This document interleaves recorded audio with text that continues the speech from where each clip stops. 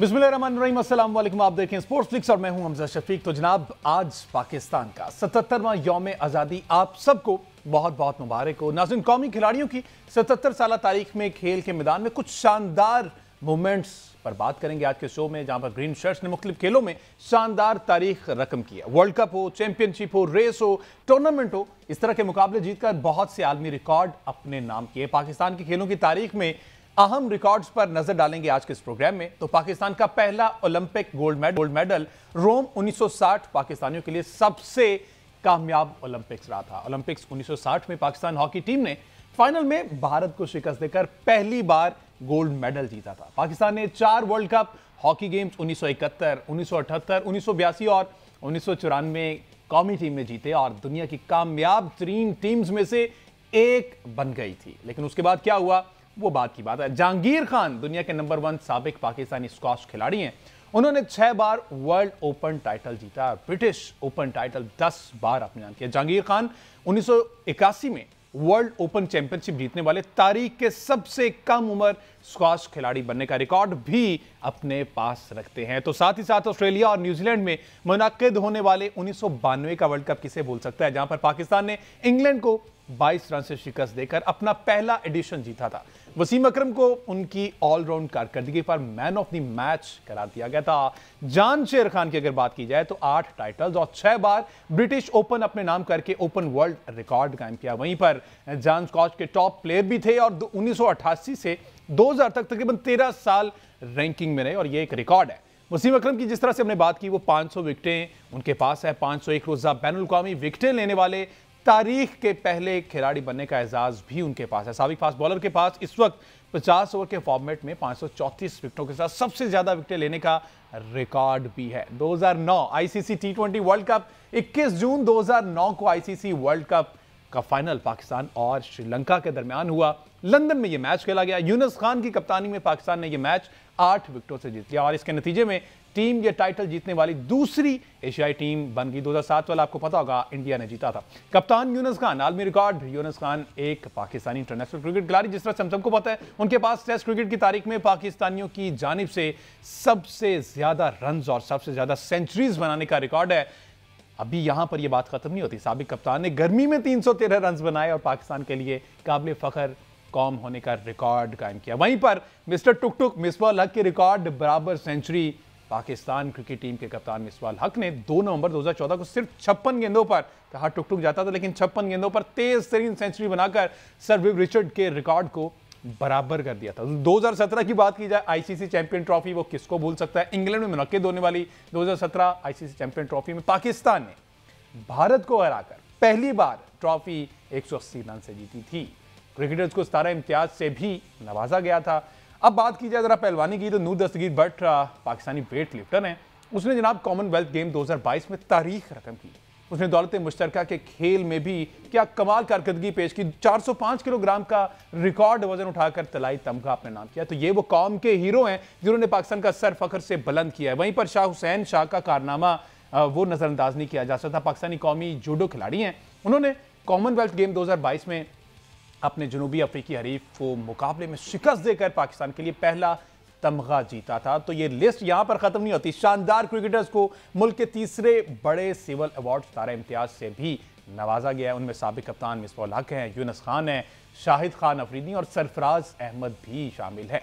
अरशद नदीम, अब ये भी हमने देखा, गोल्ड मेडल 40 साल के तवील इंतजार के बाद जीता है। वर्ल्ड रिकॉर्ड कायम किया है। ओलंपिक्स में जेवलिन रिकॉर्ड 97.92 मीटर की थ्रो करने वाले पहले खिलाड़ी और ये ओलंपिक्स में रिकॉर्ड है। पाकिस्तान को 32 साल बाद कोई भी मेडल और 40 साल बाद गोल्ड मेडल जितवाने में कामयाब हुए। उन्होंने 90.18 मीटर की थ्रो के साथ कॉमनवेल्थ गेम का भी जनाब रिकॉर्ड बनाया था और तलाई तमगा हासिल किया था। ये वो तमाम फहरिस्त है जिसमें पाकिस्तानी जो स्पोर्ट्समैन है उन्होंने पाकिस्तान का सर जो है वो फख्र से बुलंद किया था और हम सबकी तरफ से इन हीरोज को हम सलाम पेश। आज के इस प्रोग्राम में हमारे साथ फॉर्मर कैप्टन सलमान भट्ट साहब मौजूद होंगे वीडियो लिंक के जरिए और साथ ही साथ sports analyst journalist Aqib Qureshi ने स्टूडियोज में ज्वाइन किया है। Welcome to the show Aqib. Thank you so much Hamza. Aqib, एक ये लंबी फहरिस्त देखी, आप फौरी रिकॉल कर रहे होंगे, ये सारी चीज़ें आपकी नज़रों के सामने से गुजरी होंगी। बड़े बड़े नाम इसमें रहे हैं। मोस्ट रिसेंट हमने अरशद नदीम का अभी तक चर्चा माशाल्लाह है और कोई भी ऐसा खिलाड़ी नहीं है जिसकी परफॉर्मेंस, जिसके रिकॉर्ड हम भुला सके। बिल्कुल, बड़ा अच्छा इंट्रो आपने दिया हमज़ा, और 14 अगस्त के हवाले से बड़ा एक आपने यादगार जो है वो इंट्रो दिया, और लोगों के जज्बात के साथ आपने बड़ा अच्छे तरीके से खेला, बुरे तरीके से नहीं खेला, अच्छे तरीके से खेला, और वो नाम याद करवाए जो पाकिस्तान में स्पोर्ट्स के हवाले से हमेशा याद रखे जाएंगे। यहाँ पर मैं एक जो है वो अब्दुल खालिक का नाम लाजमी लेना चाहूँगा, जो 100 मीटर रेस के एथलीट थे।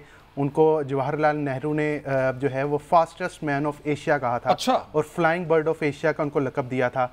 एशियन गेम्स में उन्होंने 6 जो है वो मेडल हासिल किए थे, टोटल 15 गोल्ड मेडल उन्होंने अपने करियर में हासिल किए थे।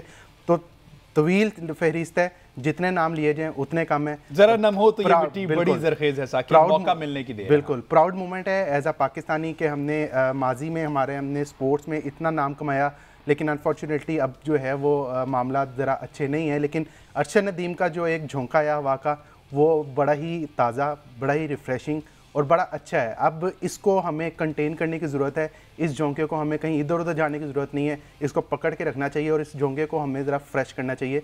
तो बड़ा जो है हमें क्रिकेट के अलावा भी खुशियाँ मिलेंगी। डेफिनेटली आकिब, इस पर तो बात करूँगा, ये रिटेन करना चाहिए, ये सारी चीज़ें जो हैं ये बड़ी ज़रूरी हैं। क्रिकेट में पाकिस्तान शाइन्स और बांग्लादेश ए का मैच, जो 4 डे मैच है, उसका आज दूसरा रोज़ था। उस बारे में आकिब से अपडेट लेंगे। मीनवाइल उस पर कमेंट हम सलमान भट्ट साहब से लेंगे। लेकिन अभी मैं ये जानना चाहूँगा आकिब, ये लंबी फहरिस्त बताई आपने, कहा कि कहीं खो सी गई, ये तारीख का हिस्सा बन गई हैं। अब चूंकि अरशद नदीम ये जीत चुके हैं गोल्ड मेडल और पाकिस्तान के सर पर ये ताज सज गया है, अब कुछ बेहतरी की जानिब कुछ खबरें आपने सुनी हैं कि शायद अब इस तरह क्रिकेट से हट के भी इस तरह के स्पोर्ट्स पर गवर्नमेंट जो है वो तवज्जो देगी? देखिए हमसा, तवज्जो तो देनी चाहिए, तवज्जो तो आज नहीं मतलब पहले से देनी चाहिए थी। अब सबसे ज़्यादा जिम्मेदारी हम आम आवाम पे पड़ेगी कि हमें अरशद नदीम की कामयाबी को भूलना नहीं चाहिए। बिल्कुल। अगर हम ये 1 महीने के बाद या 2 महीने के बाद उस कामयाबी को भूल जाएंगे, तो इसके बाद जब हम लॉस एंजलिस 2028 में ओलंपिक्स खेलेंगे, तो उसमें अगर हमारे पास कुछ नहीं आएगा तो जिम्मेदार हम खुद भी होंगे। फेडरेशंस ऑब्वियसली उनका काम बनता है, हुकूमत का काम बनता है। जिसना यहाँ पर अरशद नदीम जीते हैं और तमाम लोग जो है वो क्रेडिट लेने जा रहे हैं, वो एक अलग टॉपिक है, एक अलग बहस है। लेकिन अरशद नदीम ने जो करके दिखाया है, वो बहुत से लोग ख्वाब लेके इस दुनिया से चले जाते हैं, लेकिन अरशद नदीम ने वो कर दिखाया है। मैं बतौर स्पोर्ट्स जर्नलिस्ट इस चीज़ का चश्मदीद गवाह हूँ, और जो है मैं इस जनरेशन का देखने वाला हूँ कि मैं अपने बच्चों को बता सकता हूँ कि ओलंपिक्स का गोल्ड मेडलिस्ट को जो है हमने लाइव कवर किया था, और लिटरली एयरपोर्ट पे मैंने आज तक कभी इस तरह के मनाजिर नहीं देखे जो वहाँ पे हमने देखे हैं लाइव। आखिर उससे पहले वो मनाजिर भी देखे होंगे ना जब ये जा रहे थे ओलंपिक्स के लिए, कोई भी नहीं था, और जब वापस आए तो वो फैन तो कोई था नहीं। मैं आपको 2 जर्नलिस्ट के नाम बता देता हूँ जो उसको कवर करने के थे। एक मैं गया था, और जब ये जा रहे थे 2 बंदे थे जो जा रहे थे, और अकेले अपने कोच सलमान इकबाल भट्ट साहब के साथ गए। इवन जो एथलेटिक फेडरेशन के चेयरमैन हैं मेजर जनरल अकरम साही साहब रिटायर्ड जो हैं, वो भी बाद में गए थे। लेकिन आए कैसे आए, आप सबने देखा कि हिस्टोरिकल उनको वेलकम दिया गया, और इस तरह का वेलकम मेरा ख्याल है किसी पॉलिटिकल पार्टी के जितने मर्जी बड़े रहनुमा हों उनको भी नहीं मिलता। इवन वहाँ पे ऐसे लोग आए थे कि जो मतलब मैंने उनसे पूछा कि आप क्या करने आए हैं, वो कहते हैं हमें तो 1 हफ्ता पहले पता चला जेवलिन थ्रो होती है। अच्छा। और हम 1 हफ्ते में हमने गोल्ड मेडल जीता है, और हम अरशद नदीम को जो है सिर्फ एक दीदार के लिए उसके आए हैं। बच्चे जो हैं वो बाप के कंधों पर चढ़ के अरशद नदीम के नारे लगा रहे थे। तो एक बहुत ही मज़े का मोमेंट, इतना अनफॉरगेटेबल मोमेंट था। तो ये अब हमारी हुकूमत को भी चाहिए, हमें भी चाहिए, तमाम लोगों को चाहिए कि इस मोमेंट को आगे जो है वो कैरी करें।